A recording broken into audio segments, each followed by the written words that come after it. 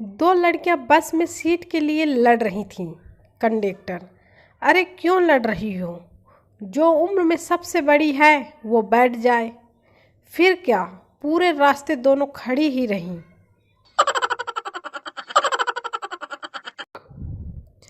चिंटू अपने डैडी के साथ घूम कर लौटा और चिंटू मम्मी से: मम्मी मम्मी, पापा को लड़कियों की तरफ देखना अच्छा नहीं लगता। मम्मी: क्यों बेटा? चिंटू: जब भी सड़क पर कोई लड़की दिखती है पापा अपनी एक आंख बंद कर लेते हैं। जरूरी नहीं है कि बीमार होने की वजह बीमारी ही हो।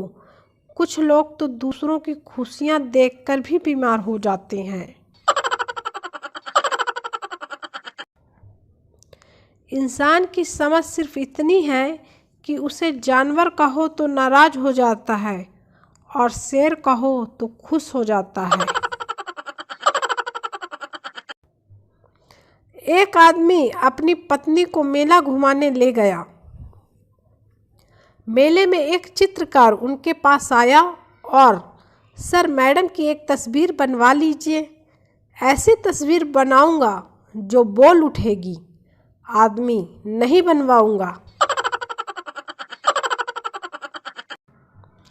कैप्सूल खाकर बनाई हुई बॉडी, जमीन बेचकर आया हुआ पैसा, फेसबुक पर उपजा हुआ प्रेम और व्हाट्सएप पर पाया हुआ ज्ञान कभी नहीं टिकता।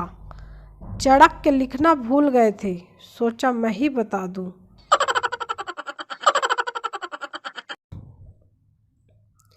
एक दर्जी बस में चढ़ा ही था और उसी वक्त उसका फ़ोन बजा। उसने फ़ोन उठाया और बस इतना ही बोला: तुम हाथ काटो, गला मैं आकर काटूंगा। बस इतना सुनते ही लोग खिड़की से बाहर कूद गए। आज के ज़माने में सिर्फ बिजली विभाग ही ऐसा है जो कस्टमर को शुद्ध माल बेच रहा है। अगर विश्वास ना हो तो हाथ लगाकर देख लें, शुद्धता का एहसास आपको तुरंत हो जाएगा। दोस्तों की शादी में 3 इडियट्स। बॉय 1: यार वो पीली वाली मेरी। बॉय 2: ठीक है तो वो काली वाली मेरी। बॉय 3: अच्छा तो वो लाल वाली मेरी। दूल्हा: सालो शर्म करो, तुम लोग लाल वाली की ही शादी पे आए हो कमीनों। कड़वा है मगर सच है, दुनिया की सबसे सस्ती मजदूर बीवी होती है। जिंदगी भर उसे इस भ्रम में रखा जाता है कि वो ही घर की असली मालकिन है। शराबी चाहे कितना भी अनपढ़ गवार क्यों ना हो, क्वार्टर के 3 पैग ऐसे परफेक्ट बनाता है जैसे किसी लाइब्रेरी में बहुत बड़ा साइंटिस्ट हो। कड़वा सत्य: माता पिता की नसीहत को लोग अक्सर भूल जाते हैं मगर उनकी वसीयत को लोग हरगिज नहीं भूलते। संता का रेडियो खराब हो गया। उसने रेडियो खोलकर देखा तो उसमें एक चूहा मरा पड़ा था। संता तुरंत बोला: ओए तेरी, चलेगा कैसे, साला सिंगर ही मर गया। गीता में पढ़ा था, शरीर मर जाता है परंतु आत्मा जीवित रहती है। लेकिन आज के समय में देख रहा हूँ कि शरीर तो जीवित है परंतु आत्माएं मर चुकी हैं।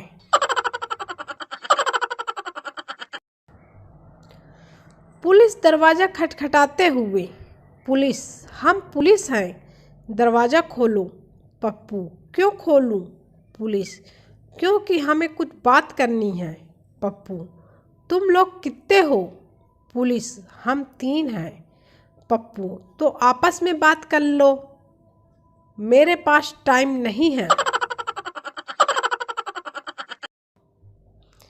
जहाँ 4 लोगों में बैठकर आप मज़े लेकर किसी और की बुराई करते हैं, यकीन मानिए आपके वहाँ से जाते ही आपकी भी बुराई शुरू हो जाती है।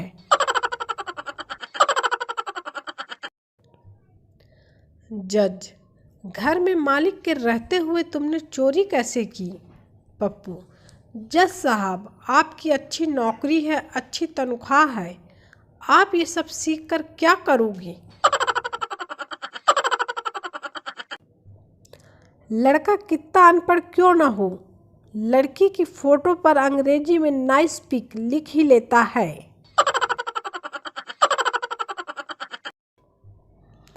कड़वा सच, इंसान की अच्छाई पर सब खामोश रहते हैं, लेकिन चर्चा अगर उसकी बुराई पर हो तो गूंगे भी बोल पड़ते हैं।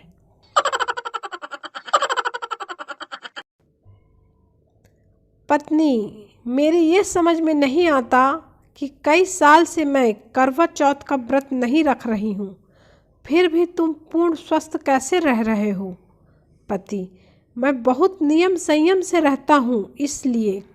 पत्नी, मुझे बेवकूफ़ समझ रखा है क्या? सच सच बताओ, वह कौन है जो तुम्हारे लिए करवा चौथ का व्रत रखती है? पति बेहोश। माँ, बेटा क्या कर रहे हो? बेटा, पढ़ रहा हूँ माँ। माँ, शाबाश, क्या पढ़ रहे हो? बेटा, आपकी होने वाली बहू के एसएमएस। दे थप्पड़ दे थप्पड़।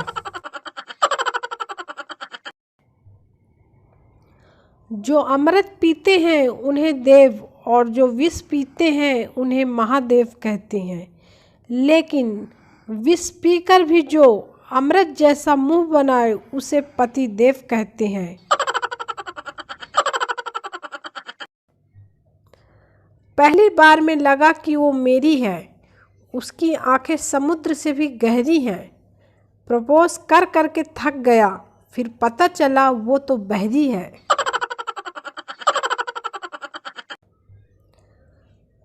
मुर्गा मुर्गी से आई लव यू जानू, मैं तुम्हारे लिए कुछ भी कर सकता हूँ। मुर्गी, हाय अल्लाह, सच्ची? मुर्गा, हाँ। मुर्गी, चलो फिर आज अंडा तुम दो। पत्नी, मेरी शराफत देखो, मैंने तुम्हें देखे बगैर शादी कर ली। पति, और मेरी शराफत देखो, मैंने देखकर भी इनकार नहीं किया।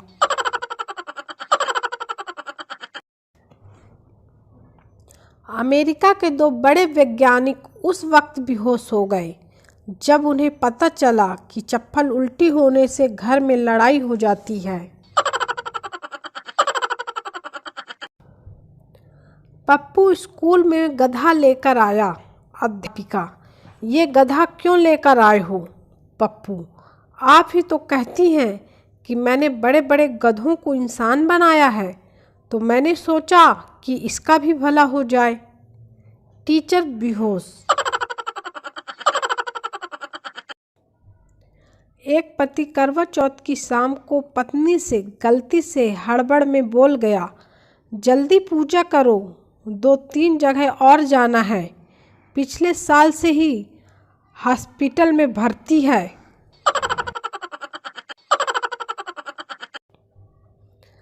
पति अपनी नाराज पत्नी को रोज फोन करता, सासू जी, कितनी बार कहा कि वो अब तुम्हारे घर नहीं आएगी, फिर क्यों रोज रोज फोन करते हो? जमाई, सुनकर अच्छा लगता है इसलिए।